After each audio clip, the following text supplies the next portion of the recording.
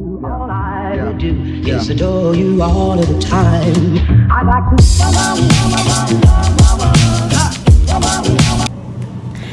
Hey, what is up, you guys? It is Mone, and I'm sorry if the angle looks weird or the lighting looks weird. I'm still trying to like figure it out. But without further ado, I am back with another video. My hand looks so white. Can't even see it. I'm sorry if the lighting changed. I'm using natural light, so I'm not in control, but we'll get through it. Okay, so I am going to share with you guys 10 tips to be successful for school. I know that school already started, but I know some people can still be trying to figure it out, especially if they're transitioning to high school, you know, because it's not like middle school, and some people who are transitioning to college, because I know it can be a little difficult and a little frustrating. So I can share with you guys some tips that will go along with high school and with college. So let's just hop right into the video. The first tip I have is just do your homework. Understand that people aren't going to want to do it in high school. I was very lax with doing homework, especially for some of my AP classes. But I will highly suggest doing your homework because some teachers do grade your homework. I know some teachers don't. That's one reason why I never did my homework sometimes in high school, was because some teachers just don't even grade it. They just, I don't know what they do. They just decide, you know, it's just something you want to do for fun, and no, it's not. But I would highly suggest you do your homework, because that way you can have a greater understanding of, you know, the material. And even if you don't want to do your homework every single time, I would just suggest do your homework. Like if you're struggling with topics in class, I would suggest do the homework that you're struggling on, like the topic that you're struggling on, so that way you can get a better understanding of what needs to be done and like the material. Number two, I say take good notes, and that can be, honestly, there's different ways you can take good notes. Me personally, I like to take textbook notes. I listen to the lecture, but I also like to take textbook notes. Except for in history, this year it was a little weird figuring out what to do for history, because I found that the lecture was actually more helpful to me than the actual book or whatever. So I would suggest figuring it out.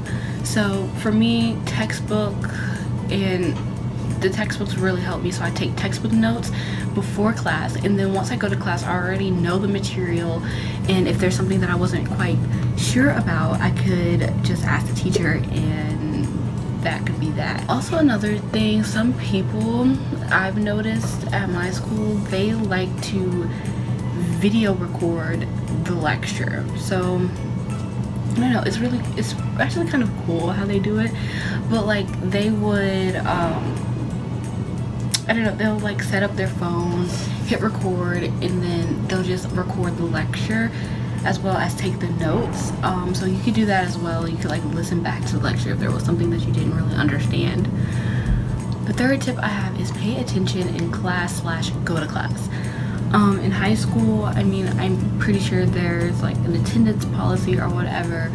In some classes in college, there's also a, you know, something sort of like that, but not with all the classes.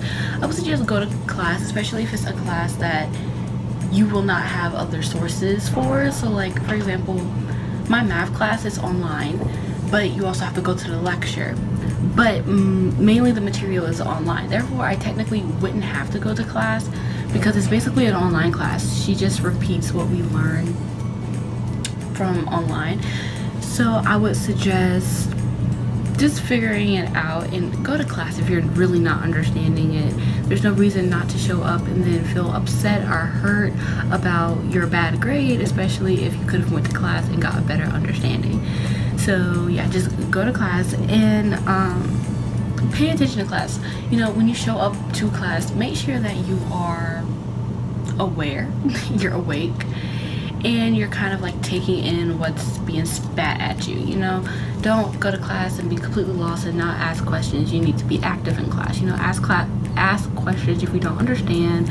Make sure that you're taking good notes. Make sure that you're following the lecture very well and you're kind of understanding what's going down.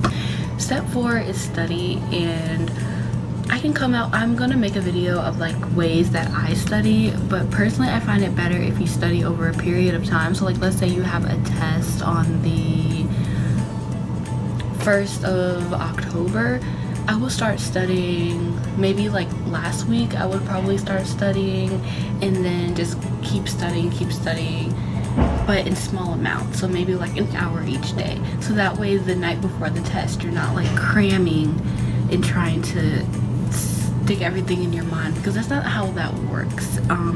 So I would just do things like that. Step 5 is get good sleep before a test. You don't want to be sleepy during a test, you don't want to be hungry during a test, you don't want to be thirsty during a test, you don't want to be cold during your test, and you don't want to be hot during a test. Just make sure that you're prepared. You know, it might be 103 degrees outside, but that classroom is cold. You need to come in bundles. You need to understand, like, this is your test. Like, if it's hot outside, suffer, walk to class, suffer in your hot ass jacket, and just go to class, you know. And once you get there, you know, you're gonna feel comfortable because you got on your layers. But understand, like, you're not gonna do your best if you're uncomfortable. So sleepy, tired, hungry, thirsty, hot, cold, you're not gonna do well. Step number 6 is ask questions, whether that be towards the teacher or the TA or another classmate. Just make sure that you're doing your best to actually understand the material. So if you don't understand, ask. No one's gonna make fun of you, especially in college. My biggest class is about like 80 people, and it is a math class. So there's this one girl who's always asking questions, always putting herself out there. And some people do sit around and act like they're so annoyed with her, but I'm like, look, half of y'all don't even understand what's going on. So y'all need to sit here and be thanking this girl for actually asking these questions, because I'm sure it's gonna help you out. Make sure you ask questions. No one's gonna judge you. Odds are there's gonna be some people who have the exact same question as you but don't want to raise their hand. Just ask questions. Number 7 is talk to the teacher. One thing that kind of helped me in my AP Stat classes when I was in high school was just really asking questions, asking the teacher, you know, is there anything else I can do? Like, I'm just not quite understanding the material. You know, really sitting down and talking to your teacher and having that one-on-one conversation can really be beneficial for you, because it shows that you're really trying your best to learn. And you know, sometimes you do have to stay after class to get that greater understanding, and you know what, that's fine. Especially in the end, when they're gonna be sitting here and you sitting there with like borderline C to B, and they're like, well, you know, they did all the extra credit, they came to me, asked questions, they were very active in class, you know, I'll just give them the B. Sometimes it do work like that, because you did what you could, you done all as you can. And some teachers don't allow extra credit opportunities. I know one of my AP classes didn't do that, but if you went up and talked to her, she would kind of create an assignment for you for something that you don't understand, so you can kind of understand it better but also get that extra credit point. So just talk to your teachers. They could be chill. You never know unless you talk to them. Number 8 is something that recently I kind of gotten into, and it is create a group chat for your class. So for example, I know for my math class they have a group chat, so if you don't understand something, you can text it out to the group chat and maybe someone knows. They also will text out, hey, you know, the TA, she's having a study meeting, how about we all just come and go? You know what I'm saying? So group chats can be very beneficial, but it also can be distracting, but make sure that, you know, you're using it in the right way. So yeah, I don't know, group chats can be, especially if there's like, you're doing homework and there's a problem that you don't understand, and you can text it out, and then you can just see overall if it's just a glitch. Like for math, that's where my group chat is. I think I said that, I'm not quite sure. We have our stuff online, obviously, like I said, and sometimes problems can be kind of funky on there, like how you have to enter in the solution. So by texting in a group chat, we can figure out, hey, this is the answer I got, it's not taking it, is it not right? And someone can say, well, what you can either tell you if it's wrong or if you have to format it differently in the computer. So group chats can be beneficial. Number 9 is take advantage of extra credit opportunities. So if you see, like, for math, what we do is if we go to study groups with the TAs, we sign in and everything, and then we get extra credit for that. So I would suggest just take advantage. Even though you don't have to go because you understand it, just go anyway, because you never know when you're going to bomb a test. But whatever extra credit opportunity they are giving to you, take it. Take that opportunity, because it can help you. You know, you can get 100 on all of your grades, all of your quizzes, all of your tests, or whatever. But you never know, you could get 100 and something, like 102, you know, and it can be a very good cushion for your grade. Let's say if you're making all these 100s, but you're also going to extra credit and stuff like that, you're doing extra credit. Let's say you bomb a test, like you get your F, it's not going to bring you down as much because of your extra credit. So number 10 is make sure you do all that you can do.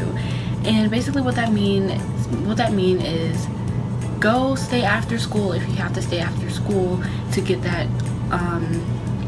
to get extra help. Make sure you go to office hours if you need to. If you're in college, go to office hours. You know, what teachers and professors like to see is that you're putting in all the work that you possibly can. So do all you can. So make sure that the teacher knows your face, especially if you're in college. Like, make sure that teacher knows your face. Make sure you establish a very good relationship with that teacher, and so that way, you know, it can be a little bit more, so that way they'll be a little bit more open to actually helping you out with your grades and giving you that extra work, you know, like extra credit opportunities and stuff like that. For high school, that can also come into play. Obviously staying after school, especially when you don't have to, because teachers got to stay after school regardless, so some of them don't got nothing to do. So if you just even come in and just sit down and be like, hey, I'm gonna do this homework real quick, if I have any questions, can I ask you about it? They'll be like, yeah, sure, just as long as you're out of my classroom by 3:30, you know. And if you do that a lot of times, you know, they're gonna say, well, she's actually doing all that she possibly can to be successful in this class. So I would just say, do all you can and just do your best. Like, don't try to bum around with an F all semester and then think that the teacher needs to raise your grade up to an A because you asked. Like, no, that's not how that works. So thank you guys for watching this video. Please give it a thumbs up if you like, and please subscribe and comment down below any video ideas, any suggestions, critiques, anything, and I'll see you guys next time. Bye. So y'all, I'm finished and it looks 10 times better. I wish I loved you when I took like before and after pictures, because it just looks so much